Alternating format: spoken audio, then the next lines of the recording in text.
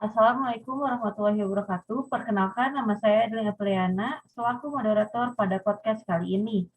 Selamat malam dan selamat bergabung pada podcast kali ini. Pada podcast kali ini, kita sudah kedatangan dua narasumber yang akan mengisi podcast, yaitu Teti Kamal dan Ridho Firdaus. Mengingat perkembangan teknologi yang semakin cepat dan semakin maju pada saat ini, dan tidak menutup kemungkinan kejahatan muncul di mana saja, bahkan melalui media sosial yang kita miliki pada handphone kita sendiri.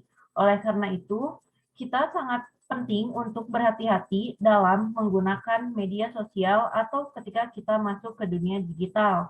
Maka dari itu, pada podcast kali ini, kita akan membahas topik mengenai autentikasi dua tahap dan OTP yang akan disampaikan oleh Teti Kamal dan Ridho Firdaus. Tanpa membuang-buang waktu, mari kita simak materi yang pertama yang akan disampaikan oleh Teti Kamal mengenai autentikasi dua tahap. Kepada Teti Kamal, saya persilahkan. Terima kasih kepada moderator. Di sini saya akan membahas tentang autentikasi dua tahap. Sebelumnya saya izin share screen.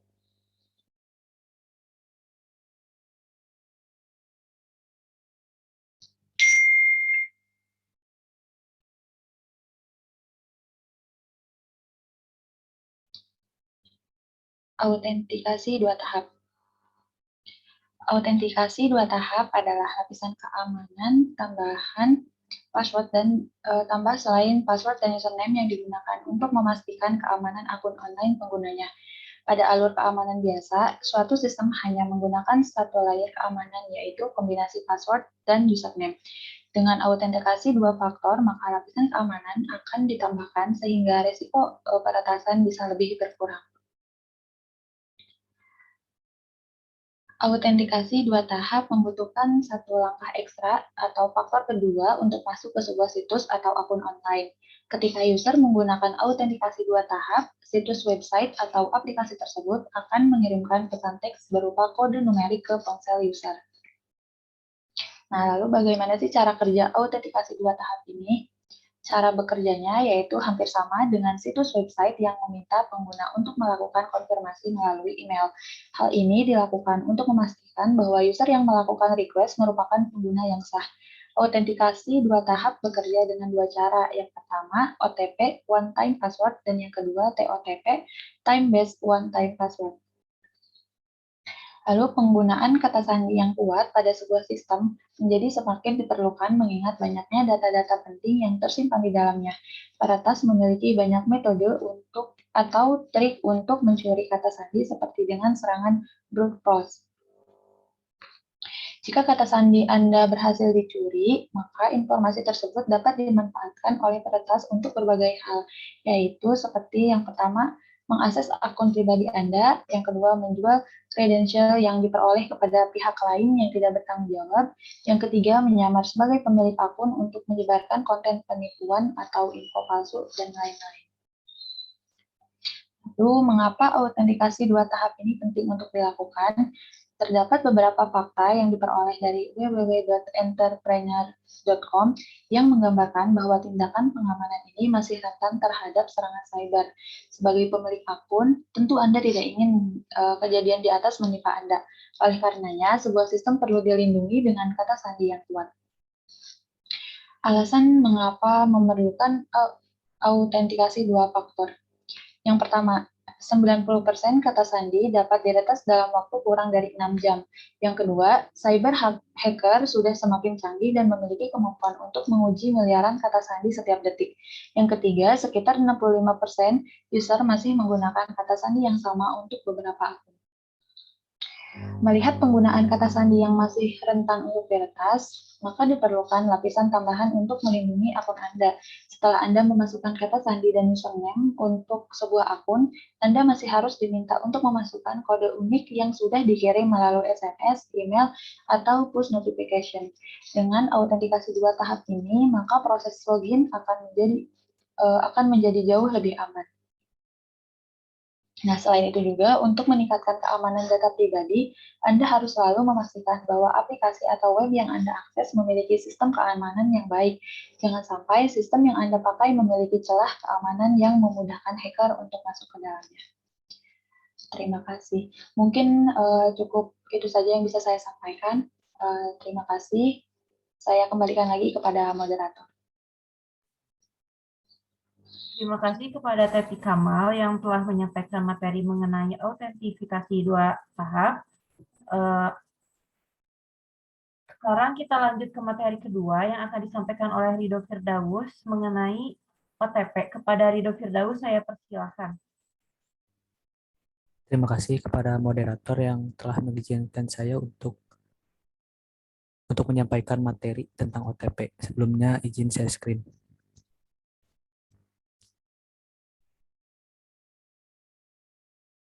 Baik, di sini saya akan menjelaskan tentang OTP.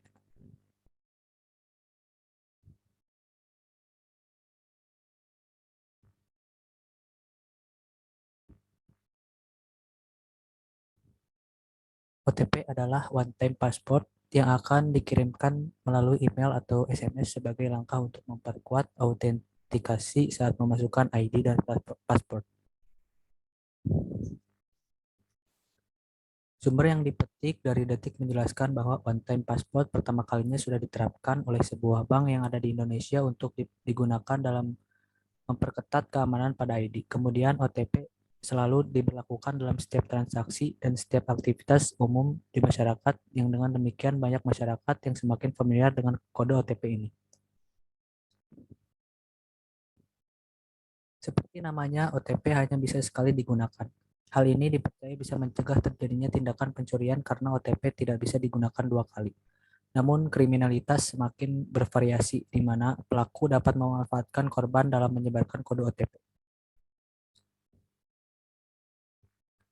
OTP hampir digunakan pada berbagai platform pembayaran digital seperti Gojek, Grab, OVO, hingga media sosial seperti Facebook dan Instagram. OTP memiliki 3 jenis karakteristik. Yang pertama, OTP hanya boleh digunakan satu kali saja. OTP hanya boleh digunakan sekali saat Anda menggunakan sistem transaksi apapun. Dengan begitu, hal ini berguna untuk mencegah adanya penyadapan kata sandi yang bisa digunakan oleh siapa saja. Yang kedua, OTP hanya bisa digunakan dalam rentang waktu tertentu. Biasanya OTP yang sudah dikeluarkan hanya bisa digunakan dalam rentang waktu tertentu. Sebagai contoh, OTP yang ada pada token hanya bisa digunakan antara 3 hingga 6 menit.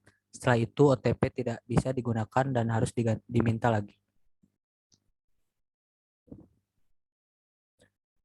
OTP konteksnya sempit. OTP hanya bisa digunakan untuk kepentingan tertentu. Sebagai contoh, OTP pada akun bank hanya bisa digunakan sekali dan pada transaksi yang itu saja.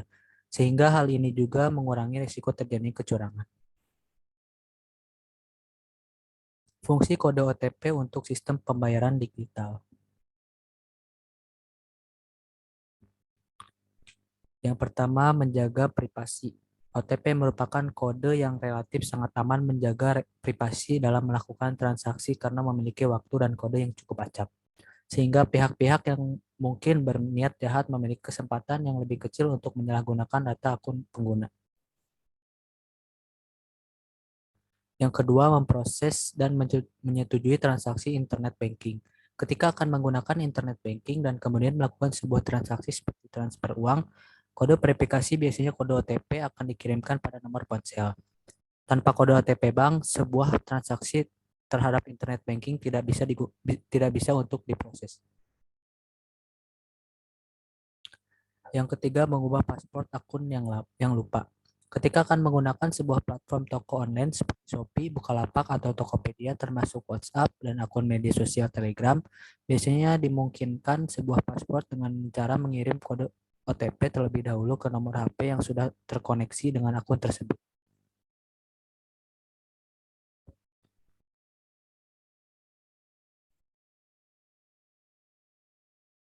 Tips agar terhindar dari penipuan menggunakan kode OTP. Kenali nomor pelaku. Jika memang pihak Gojek, OVO, atau lembaga perbankan menelpon karena ada keperluan, seharusnya mereka menggunakan nomor resmi dari kantor yang berupa nomor telepon biasanya, bukan nomor ponsel. Rahasiakan kode OTP, jangan sebarkan informasi kartu. Hal ini berlaku pada kasus penipuan yang memanfaatkan kartu milik korban, baik itu kartu kredit ataupun debit. Data berupa nomor kartu dan 3 digit CVV yang ada di belakang kartu, termasuk nama yang tertera hingga masa kadaluarsa kartu harus dirahasiakan. Keuntungan OTP, bahwa OTP menjadi tidak valid dalam hitungan menit, yang mencegah penyerangan mendapatkan kode rahasia dan menggunakannya kembali. Baik, mungkin cukup segitu saja yang bisa saya sampaikan. Saya kembalikan lagi kepada moderator. Baik, terima kasih kepada Ridho Firdaus yang telah menyampaikan materi mengenai OTP. Kali ini kita buka sesi tanya jawab. Apabila audiens ada yang ingin bertanya mengenai materi yang telah disampaikan oleh narasumber, saya silahkan untuk bertanya kepada narasumber. Maaf izin bertanya. Sebelumnya, perkenalkan nama saya Siti Nur Fitri dengan NPM 2030140. Izin bertanya mengenai materi autentikasi 2 tahap. Pada autentikasi 2 tahap terdapat cara bekerjanya, di antaranya ada OTP dan TOTP. Jika OTP itu tadi sudah dijelaskan oleh Ridho Firdaus, dan saya ingin tahu bagaimana penjelasan mengenai TOTP. Terima kasih. Terima kasih kepada Siti Ainun yang telah memberikan pertanyaan. Silakan kepada narasumber untuk menjawab pertanyaan dari Siti Ainun. Baik, terima kasih kepada Siti Ainun atas pertanyaannya.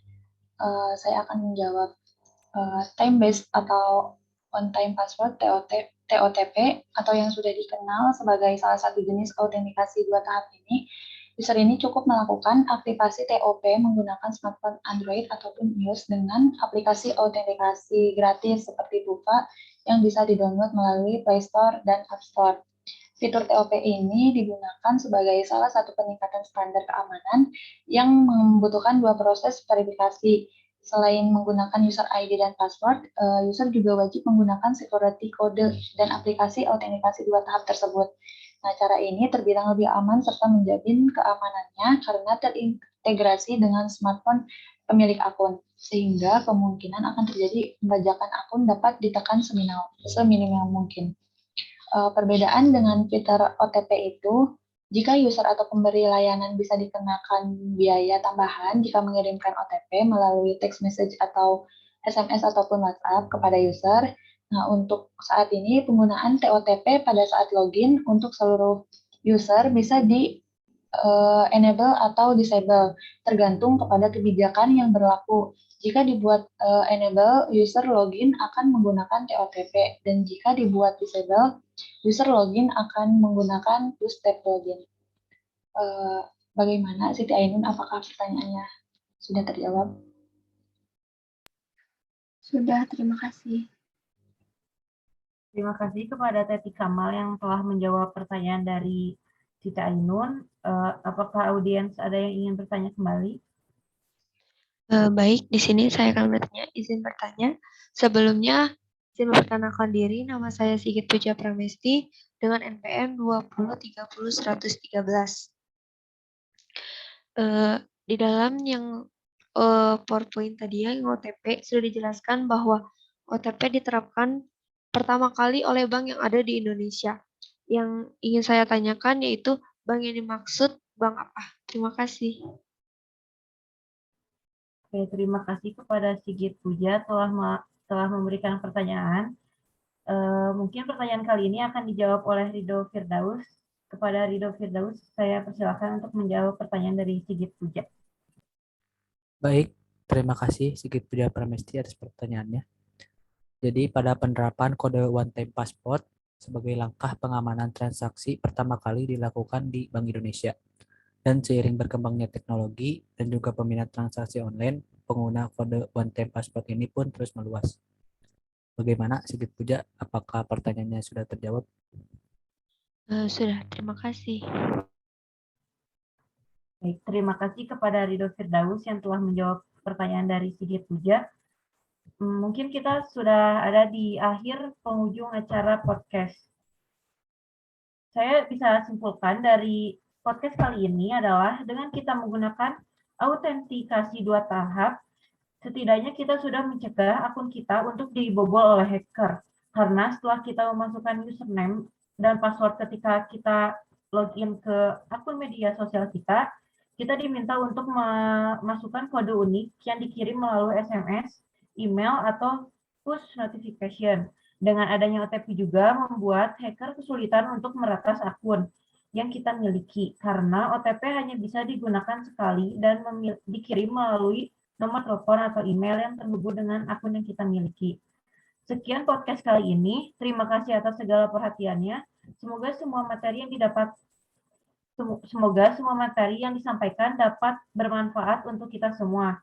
Kurangnya saya mohon maaf. Sekian, terima kasih. Wassalamualaikum warahmatullahi wabarakatuh.